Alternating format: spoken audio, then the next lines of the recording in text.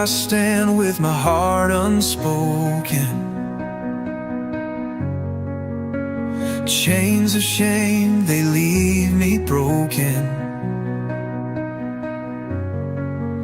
The weight of sin is a heavy stone,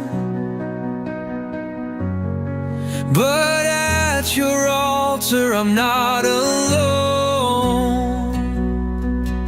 Tears on the altar.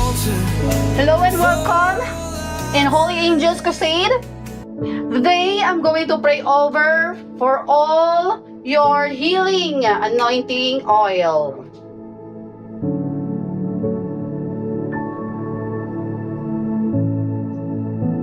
Heavenly Father, I come before today to you with a humble heart,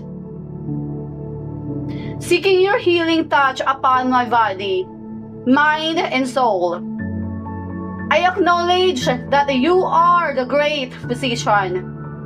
As stated in Exodus chapter 15 verse 26, where you declare, I am the Lord who heals you. I trust in your power to restore me completely. Lord, I ask for healing in my body. Your word says in Psalm chapter 103 verse 2 to 3. Praise the Lord, my soul, and forget not all his benefits, who forgives all your sins and heals all your diseases.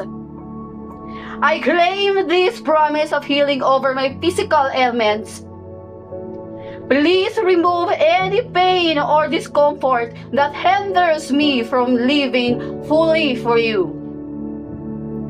In addition to physical healing, I seek restoration for my mind, as it is written in Isaiah chapter 41 verse 10.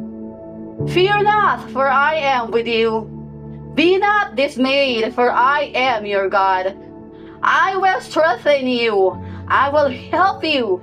I will uphold you with my righteous right hand.